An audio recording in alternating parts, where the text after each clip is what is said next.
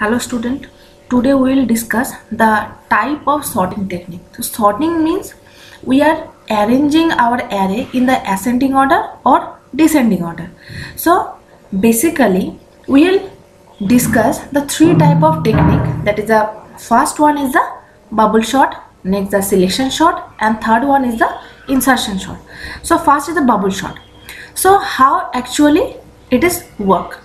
The sorting means we are arranging the order either ascending or descending. Now in the bubble sort technique, first see the algorithm or the steps. First compare the first and the second element of the array.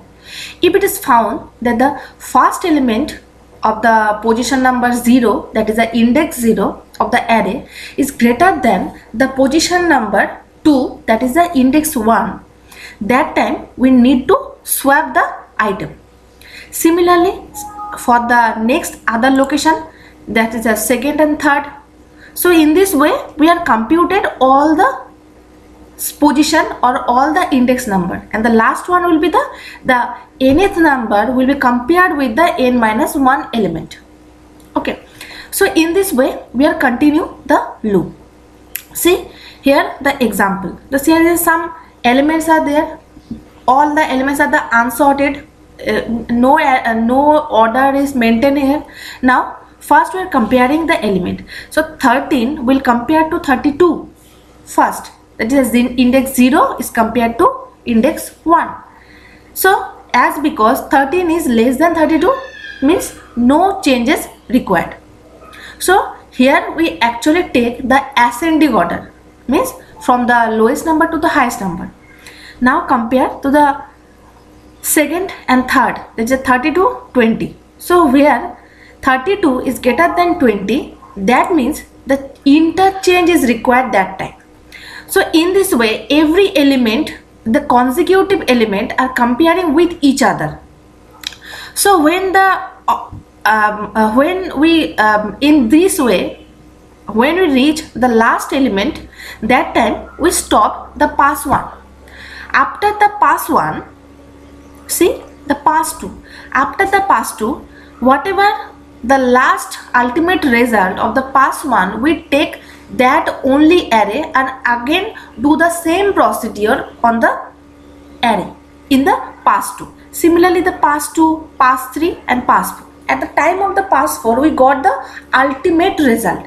Means when we are comparing all and every element and no interchange occurred, that time we can say that the array is sorted. Means when the interchange doesn't occur in your array after traversing the last element, that is called the ultimate final result or the sorted array. Okay, now see the code. So program for the sorting using bubble sort.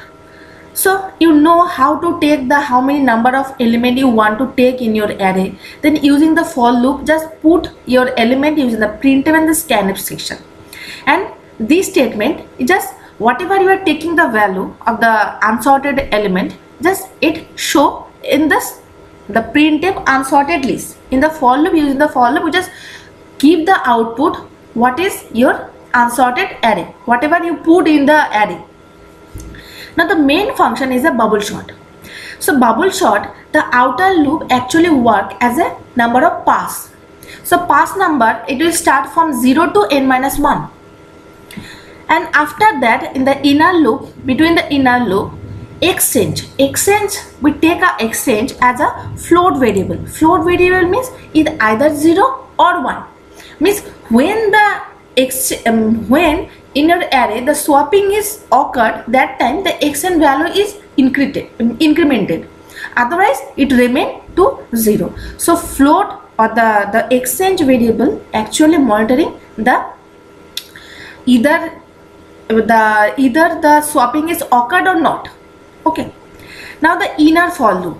So inner for loop, this for loop actually used for comparing each and every element.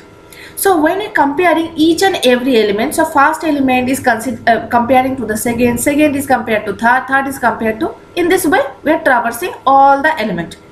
So the first time So see your example. If you see the example, when the pass 1 is completed, that time at the last element, means at the n minus 1 index element will be the highest element of your array.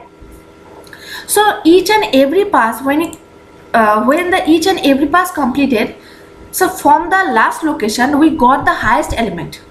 So that means we reduce the size. Okay, we do not require for the pass 2 do not require to compare the last element only. That's why the inner for loop, it will start from 0 and j is equal to n minus 1 minus I. Means every pass it will reduce the pass number. Means the first time it will reduce the 1, then second time it is reduced to 2. So in this way we are comparing, because from the last location we got the highest value for the every pass. Now we are comparing the value. If array j location is greater than array j plus 1, means the 0 position is, if it is greater than the 1th position, then swapping is required.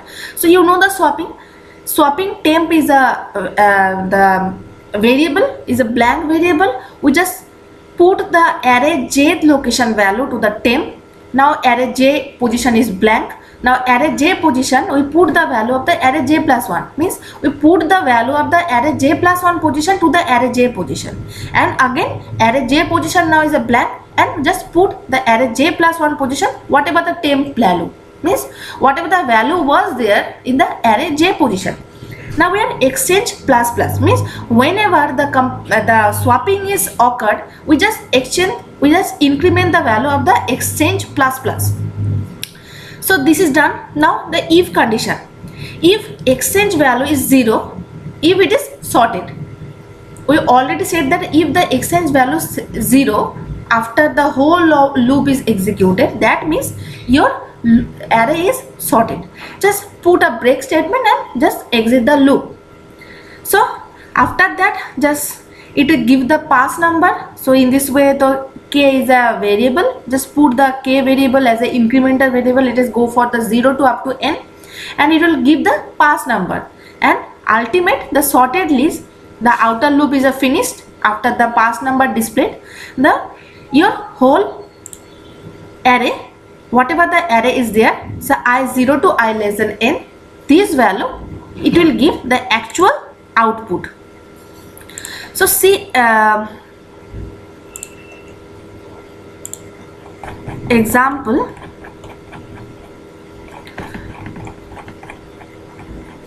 So in this way we are continue the loop, and we can calculate the complexity. We are comparison how the number of comparison occurred in every pass. So in the bubble sort, n minus 1 comparison will be in the first pass, n minus 2 in the second pass, because each and every pass we got the last position is the highest value. So in this way ultimate we have only one value. So you know how to calculate the AP means the AP series. So in this way we are calculating the AP series. So after the calculating the AP series, we always take the highest value of the n. Okay, so here the highest value is the n is a square, and before the n just put the big O. This is notation is called the big O notation. Okay, so in this way we calculate the complexity of the bubble sort. So that's all.